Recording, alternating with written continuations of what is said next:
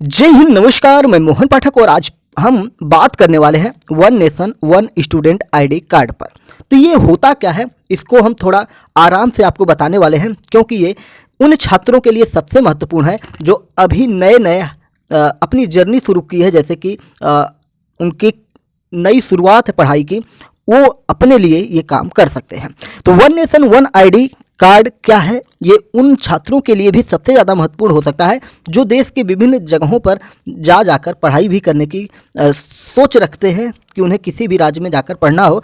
और इसका लाभ क्या होगा उसको हम जानेंगे, जिसे हम अपार के नाम से जानते हैं। छात्रों का क्या होगा, एक खास आईडी कार्ड होगा और हम जानेंगे कि ये आईडी कार्ड मोदी सरकार का, इसके पीछे प्लान क्या है, विजन क्या है, उसको जानेंगे। आपको पता है कि आपके पास एक आधार कार्ड होगा और आधार कार्ड पर एक नंबर होता है। उस आधार कार्ड से आपको कितने लाभ होते हैं ये आप बखूबी जानते हैं।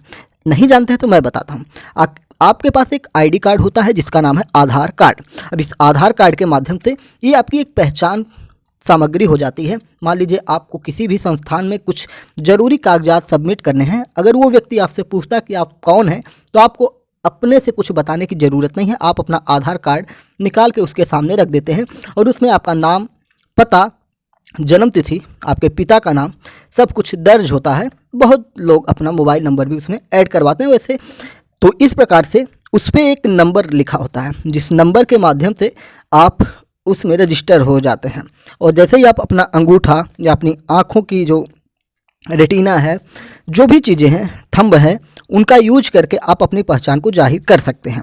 तो ये क्या हो गया, एक आपकी पहचान संख्या हो जाती है और उस पर एक नंबर जो आपको मिला होता है, उसी का उपयोग करके आप भारत में कहीं भी अपनी पहचान उजागर कर सकते हैं। इसके बहुत सारे लाभ निकल के आए हैं। जैसे अगर कोई व्यक्ति किसी काम में लगा हुआ है, अगर उसकी जानकारी, अपनी जानकारी नहीं दे रहा है और सरकार को उससे निकलवाना है उसका डाटा, तो उसके थंब लेकर सारी चीज़ें क्लियर कर सकता है या उसके आधार कार्ड से उसकी पहचान कर सकता है। और बैंकों से पैसे निकालने का सबसे बड़ा फ़ायदा है, वोटर आईडी की जगह पर आप आधार कार्ड का यूज कर लेते हैं। यानी कि आज के समय में आधार कार्ड आपके जीवन का सबसे अहम हिस्सा है। अगर आपके पास आधार कार्ड नहीं है तो आप बहुत सारी सुविधाओं से वंचित रह जाएंगे, यानी कि आपका जीवन अधूरा है। तो इसी प्रकार से one nation one student ID card पर भारत सरकार ने, शिक्षा मंत्रालय ने नज़र गड़ाई है। तो आइए जानते हैं कि मोदी सरकार छात्रों के डिटेल्स एक जगह रखने के लिए कॉमन स्टूडेंट आईडी कार्ड का प्रावधान जो ला रही है, उसमें क्या क्या सहूलियतें प्रदान करने वाली हैं और जो हमारे नए छात्र अभी हाई स्कूल, इंटर में पढ़ रहे हैं, उनको किस प्रकार से इसका लाभ होने वाला है। बात करते हैं जो अगले वर्ष 2024-25 में छात्र पढ़ने वाले हैं, उनके लिए सेमेस्टर प्रणाली की घोषणा भारत सरकार द्वारा पहले ही कर दी गई है कि अब 2024 से सेमेस्टर प्रणाली लागू हो जाएगी और वो अपने मनचाहा सब्जेक्ट भी ले सकेंगे। तो इस प्रकार से उनके लिए अब सारी चीज़ें आ रही हैं।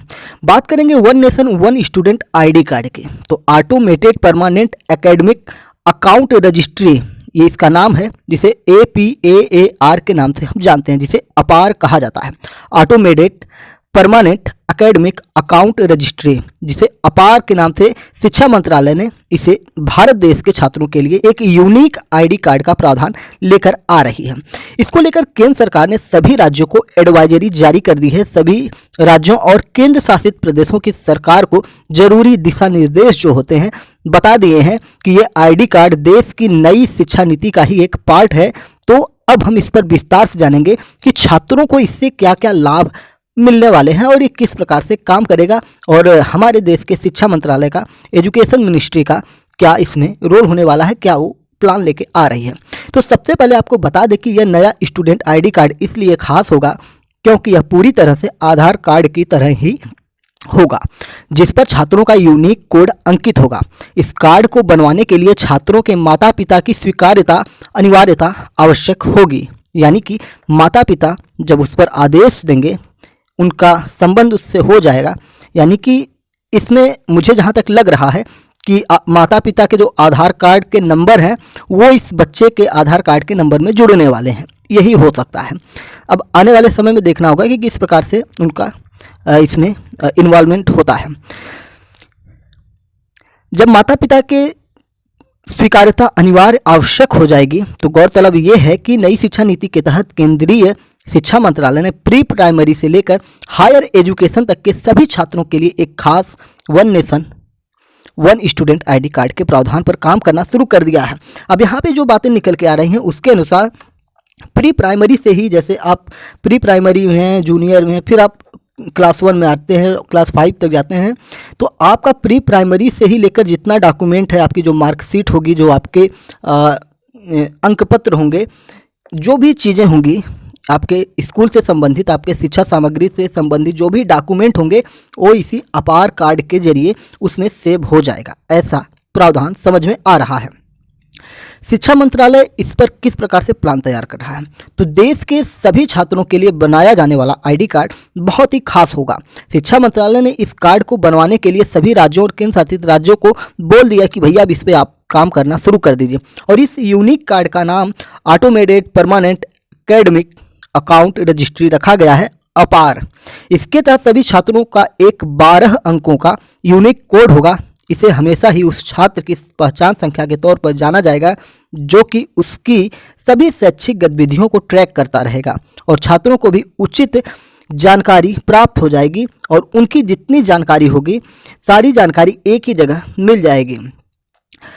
इसको लेकर शिक्षा मंत्रालय या जो हमारे एजुकेशन डिपार्टमेंट से संबंधित लोग हैं वो किस प्रकार से इस पे काम कर रहे हैं, क्या छात्रों के परिवारों से या जो देश के जानकार हैं उनसे चर्चा करेंगे, तो उस पर भी हम थोड़ी सी नज़र लेते हैं। इस मुद्दे को लेकर AICTE के प्रमुख TG सीतारमण ने जो बताया है कि अपार और नेशनल क्रेडिट फ्रेमवर्क के तौर पर ही देश के सभी छात्रों के लिए एक नया QR कोड होगा जो कि उनकी एक यूनिक पहचान बनेगा। राज्य स्कूल विभाग ने ये जानकारी दी है कि सभी शैक्षणिक संस्थानों APAR ID के बारे में, यानी कि अपार ID के बारे में जानकारी देने से लेकर इसके फायदे समझाने में या फायदे समझाने के मामलों में अभिभावकों और शिक्षकों के बीच 16 से 18 अक्टूबर के बीच कई मीटिंग्स होंगी, जिसके बाद इस मुद्दे पर अलग कदम उठाया जाएगा। यानी कि जब मैं आपको ये खबर बता रहा हूँ उससे पहले ही सारी व्यवस्थाएं की जा चुकी हैं।